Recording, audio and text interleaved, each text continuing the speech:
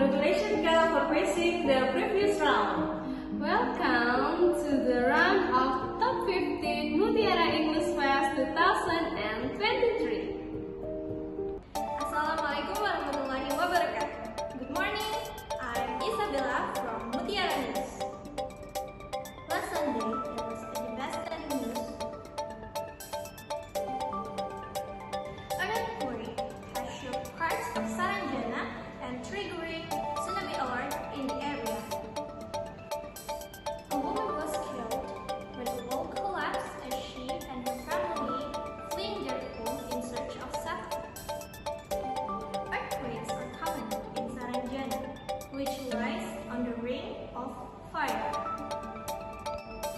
That's all about the breaking news for today. I'm Isabella from Mutiara News.